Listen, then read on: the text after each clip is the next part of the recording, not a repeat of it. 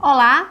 No Congresso Nacional, alguns tentam criminalizar o Caixa 2. Outra vertente pede anistia. Esse é o tema da TV OAB de hoje. Conosco aqui, Moaceni Félix, conselheiro da OAB Ceará. Bem-vindo. Eu que agradeço a oportunidade de poder debater temas de interesse da sociedade. Obrigada pela primeira vez, né? Isso, primeira vez. Legal, bem-vindo. E o Enderson Alves, jornalista. Opa, obrigado pelo convite. É um prazer estar aqui com vocês. Igualmente, o Enderson. Vamos falar de um tema hoje, assim, que eu acho que gera muitas dúvidas, né? Que é essa questão do Caixa 2, né? O que é o Caixa 2? Entender se é crime, se não é. Eu, inclusive, pessoalmente, tenho várias dúvidas, né? Espero que a gente consiga esclarecer aqui, até para o pessoal que está assistindo a TV OAB. Vou começar com uma pergunta muito básica, mas acho que é importante para a gente entender o contexto, né? O que é o Caixa 2 e como se dá? Por favor, doutor Moaceni. Essa dúvida não é só sua, é de toda a sociedade. Notadamente, quando a legislação foi alterada, de modo a impedir que pessoas jurídicas pudessem financiar as campanhas eleitorais. Então, o Caixa 2 é essa contabilização paralela, portanto, não informada à Justiça Eleitoral. Arrecadação de numerários, de recursos financeiros, ou mesmo de serviços com expressão numérica, mas não informada à Justiça Eleitoral.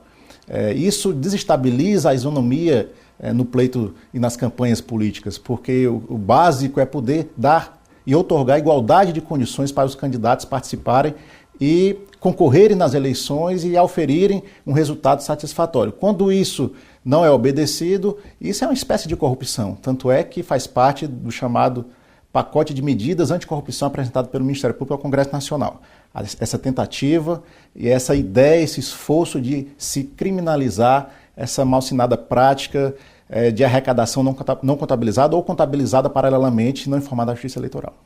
E o Caixa 2, ele se dá somente na época eleitoral ou em qualquer outro momento pode acontecer? Pode acontecer antes mesmo do início do pleito, né? Isso deve ser combatido pelos órgãos de controle, de fiscalização, Ministério Público e mesmo por denúncia da sociedade, né? O projeto que está em andamento, ele prevê a participação popular junto do poder público no combate a esse tipo de conduta malsinada que realmente prejudica bastante a normalidade do pleito eleitoral. Inclusive, a OAB Nacional lançou uma campanha contra o Caixa 2, a gente teve um aplicativo, teve um balanço interessante aqui no Estado, né? Perfeitamente. Na palavra do presidente da semana passada, o doutor Marcelo falou sobre isso.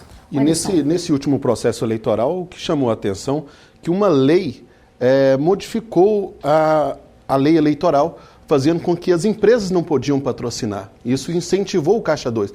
Será que continua? Olha, a Justiça ela deve se debruçar com relação a essa conduta, o Ministério Público também, e o combate ao Caixa 2 vem exatamente nesse sentido, porque como se retirou a possibilidade de financiamento de campanha eleitoral por parte de pessoa jurídica, então surgiu a possibilidade de acontecer o chamado Caixa 2, que é exatamente essa arrecadação não contabilizada e não informada à Justiça Eleitoral. Então, se isso é possível, se isso eventualmente pode acontecer, nós devemos que nos esforçar para, inclusive diante desse projeto de lei, tentar criminalizar tal conduta, porque é uma forma eficaz, inclusive punitiva e exemplar para se evitar condutas futuras no mesmo sentido. Funcionou nessa eleição realmente esse barramento aí de financiamento de pessoas jurídicas? Ou a gente acha que o pessoal deu outro jeitinho a Caixa 3, né? Eu tenho a impressão que funcionou, é um começo. Toda a legislação também é cultural, né? Ela tem que ser aplicada e nós vamos aprendendo a lidar com a nova lei. Mas eu percebi, enquanto cidadão, por exemplo, não vi aquele grande número de bandeiras, bandeirolas, de militantes nas ruas, nas esquinas. Visualmente foi bem mais tímido, né? Eu acho que diminuiu, realmente ficou uma campanha mais enxuta, embora ainda muito cara, pelo que a gente observou na mídia, né, em termos de gastos eleitorais. A tendência verdadeiramente deve ser uma campanha mais pé no chão, de maior convencimento em termos de proposta, campanha mais propositiva, portanto, e não uma campanha milionária, uma campanha financeira, onde se pretende, eventualmente, a gente escuta muito ainda a chamada compra de votos. Isso aí realmente deve ser abominado, porque também é corrupção. Nós tivemos isso numa eleição municipal, né? Foi possível você usar esse período como termômetro. Agora teremos daqui a 2 anos uma eleição para presidente e governador. É verdade. Vai se tornar mais difícil esse processo. Mais difícil, mas o poder público está presente em todos os rincões do país e a sociedade também deve cada vez mais se politizar e ter uma visão mais participativa, né? Informando a Justiça Eleitoral, denunciando a sociedade, ativamente participando do pleito eleitoral, não apenas votando, mas fazendo o controle social. Muita gente acha, inclusive eu, né, achava que o Caixa 2 era crime. E aí, na conversa aqui antes do debate, descobrimos que o Caixa 2 não é crime, né? Então, como é que uma pessoa que de repente faz Caixa 2 pode ser punida? Através de que dispositivos? Veja bem, no direito penal nós temos uma dogmática científica que exige uma tipificação específica para se punir determinada conduta na sociedade.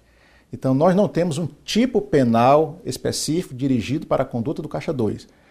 Aqueles que praticam essa chamada contabilização paralela de recebimento de recursos para financiar eleições podem ser, eventualmente, perseguidos por outras normas, né?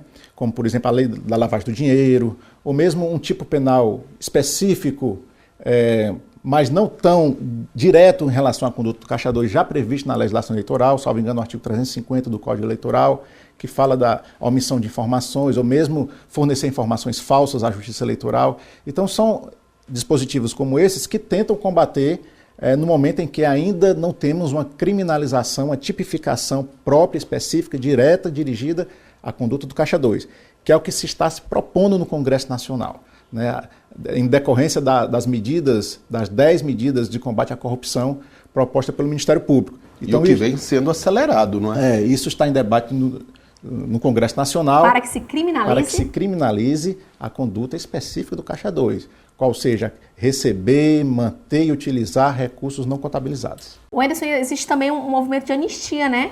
O que a gente observa é que, também é o Caixa 2, por né? conta da Operação Lava Jato, o próprio Congresso Nacional tem mudado sua rotina, né? Estão acelerando processos que estavam lá parados há 10 anos, né? Justamente para evitar que empresas sejam punidas e possibilitar essa anistia, não é? Isso é uma interpretação.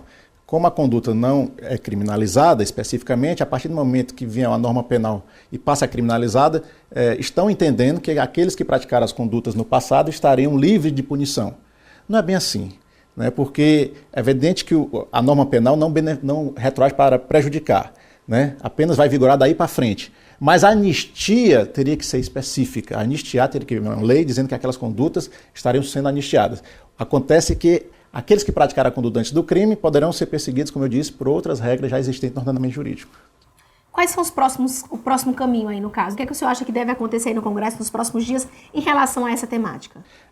O parecer do relator já foi apresentado, contemplando a criminalização da conduta. Eu acho que vai à votação na comissão, em seguida para o plenário, e segue o processo legislativo, passando da Câmara para o Senado e, em seguida, sanção presidencial. E a anistia deve ganhar espaço? Eu entendo que não, e salvo engano, o representante do Ministério Público também entendeu dessa forma, que essa interpretação não deve vingar.